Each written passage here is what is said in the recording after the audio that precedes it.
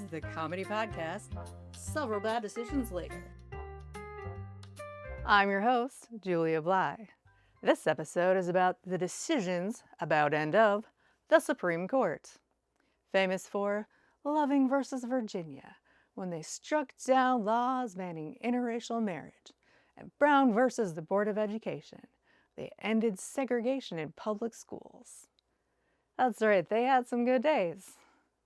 And now we're at a point where the guy who told the crowd to attack Congress is asking the Supreme Court for immunity, and they're like, well, maybe. The Founding Fathers gave the court lifetime power, making irreversible decisions for 330 million people with zero performance reviews. They also thought leeches cured diseases, so maybe we shouldn't assume all their ideas are good. We had a Supreme Court seat get stolen from Obama's appointment like it was a low-priced item at a convenience store. Everyone just let it happen and no one was arrested. They said, it's an election year, we can't fill the seat. And 4 years later they were like, actually, we meant it was your election year. Now that wasn't a constitutional law. That was finders keepers. The Supreme Court is supposed to be the thing that slows everything down and says, hey, are we still following the rules? And lately, doesn't feel like that. Now, I'm not a lawyer, but I was a mock trial lawyer in high school, although that's not relevant. I am a comedian with a journalism degree who reads a lot, and I'm making a podcast so I can stop annoying my friends because I need to tell someone what I learned that day. Today I'm talking to Caleb, who spent 7 years growing up with missionary parents in Africa, so he missed a lot of context. But he also had a pet monkey, which hopefully will be important one of these days.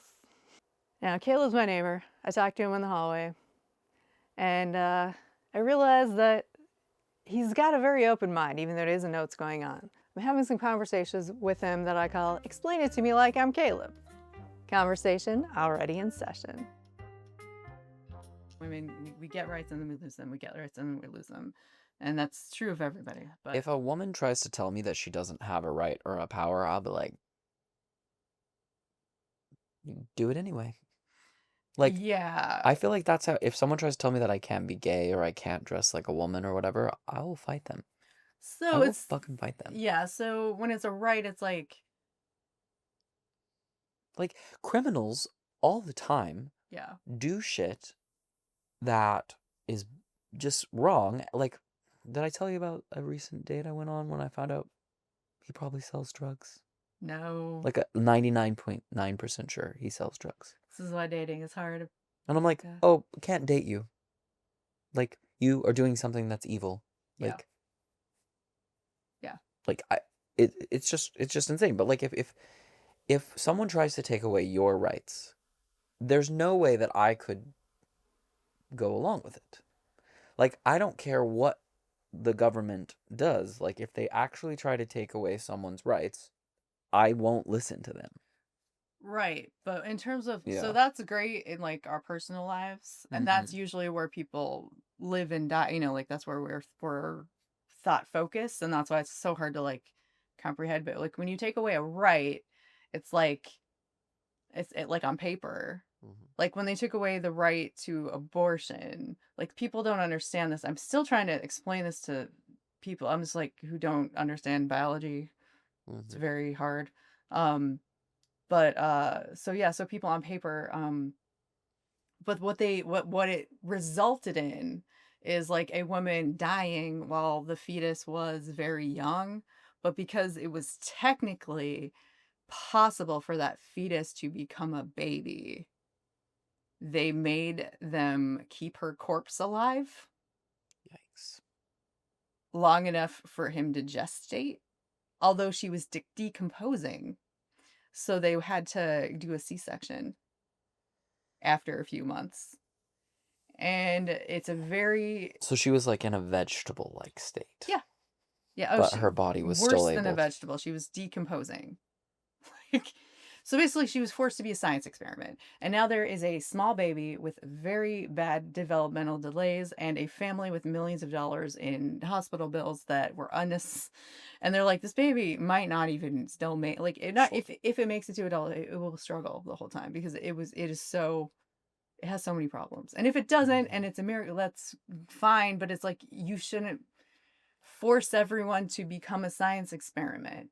Like, that's what we're doing. That's what's happening right now in some of our states. So whenever like a conservative, I know we just don't want to use, when a state decides that they're going to take away any funding or any support to an abortion, or even to make them illegal, there is instances where in those states, like, they'll still do an emergency one if, like, an ectopic pregnancy or something. Like, they'll still. So that's where the science experiment starts, because they're like, okay, well, technically the fetus is still viable and you're not in danger yet. You're not going to be in danger until, like, the fetus is this big.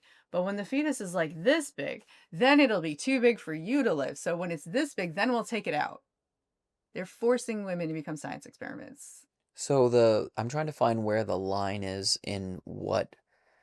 So if a state decides, oh, we don't need to have an abortion, then what seems to me is we need to travel to a state where abortions are illegal and They've allowed. also made that illegal. So if you want an abortion, you need one because you're gonna die. Then you move to a state where, like, I mean, I'm just saying, like, if So you, some states have made it illegal for or just women. go to a state and get Yeah, one. so some states have already put it on the books and made it illegal for women to leave the state for any, like, whatever, moving to or whatever, for the purposes of having an abortion. So they can actually, like, you can be put in their state prison for that. That is how they feel about it, because their feelings are more important than how science works. So it isn't just, well, but what if they move to another state? They would have to move there and, like, It seems to me not that mention women ever should leave those states. Yes, they should.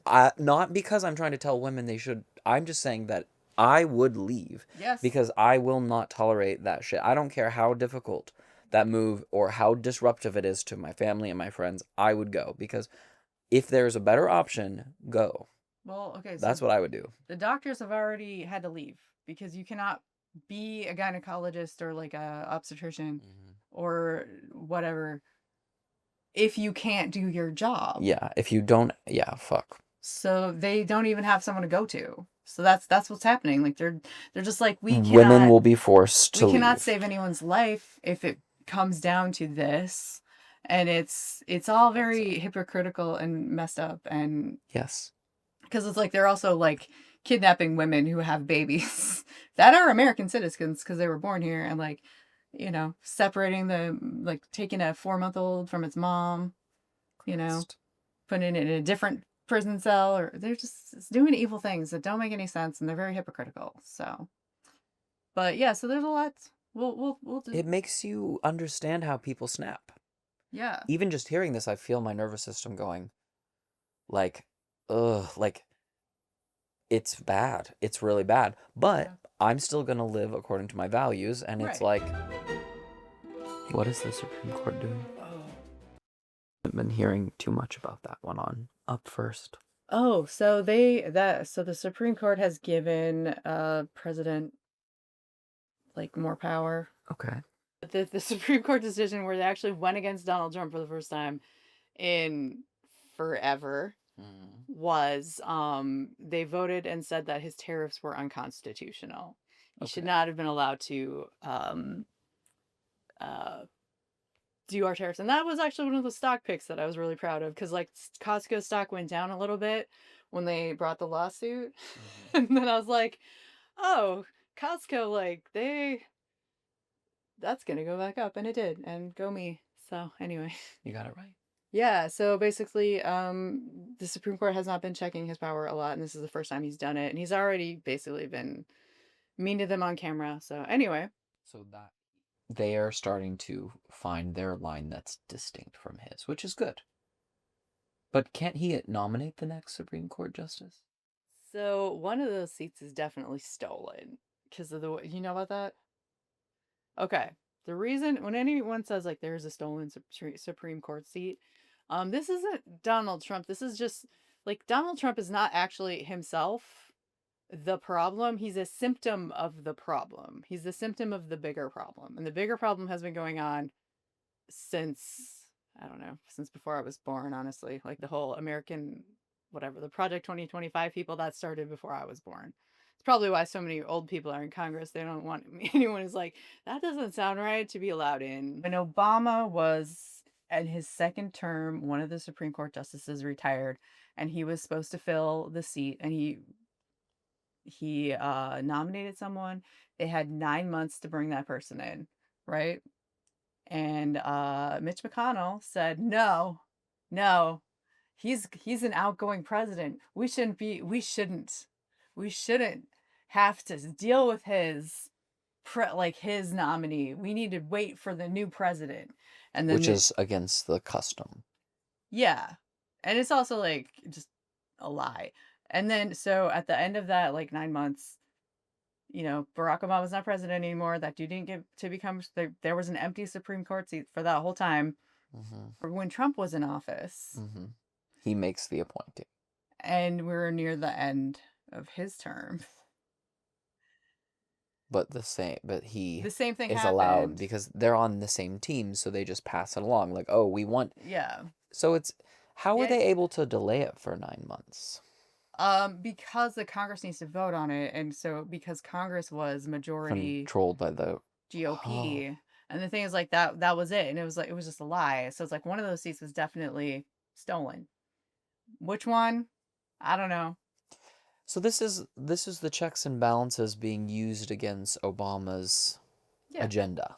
Well, no, just Is that's how they're being, viewing it that way. Yeah, well, yeah, like they basically went from the Democrats are a nuisance to the Democrats need to be whatever when a black guy got elected. Like they're very racist. Sure. And I do know I think it's true. I have a lot of friends, and some of them are wealthy black people, and some of them are a little Clarence Thomas-ish when we talk about that stuff. I'm assuming Clarence Thomas is a racist person of color. Yes, that is. But I have no idea who they are. Yeah, he's a Supreme Court justice. Oh.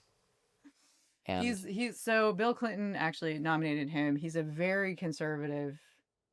The word conservative I don't like using. Why was Bill Clinton nominating him? Because he found a black guy who the Republicans liked. So he was trying to be just... That was back when they tried to be cooperative. But then we got Anita Hill. Now that feels like there was no way a Democrat would ever even consider nominating someone with a different viewpoint than their own. Well, now, I mean, they would. They were still trying that line of thought.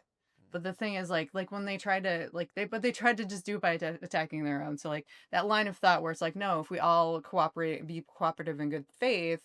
So they're like, they were trying to get, like Donald Trump should be president because he's very clearly a problematic sexual assaulter. He's proud of it. And then somebody was on, when Al Franken was a comedian who was also a senator, and this woman had worked with him, and there was a photo of him like going like this to her when she was sleeping. And so she brought that up. She's like, well, what about this? And it's like, yeah, that's problematic. That's actually, don't do that, boys. No. Women weren't allowed to speak very much until recently. Even it's nonsense. We have we come and go because Caleb was you didn't have packaged foods probably. There was a Capitol that was like 4-ish hours away that we would go to every couple months to buy stuff, and then there was like powdered milk that made it in on like Fanta, Coke bottles. They were starting to get some stuff, but like when you go to the market, it's really just people have like... But yeah, like I grew up in almost everyone had highly processed food. If you're wondering why America got so chubby, because of this. Yeah. I have had a Gushers before, but it's been a... Okay, I was like, how do I open this? So these are Gushers. I think they're making a comeback. They were really big in the 90s. So. Well, how can we make... It's almost like it's trying to be a berry. Like, just have raspberries or blueberries or... Yeah. I mean, but I'm sure they're delicious. Are you going to have some? Pleasant. Cheers. Cheers. So,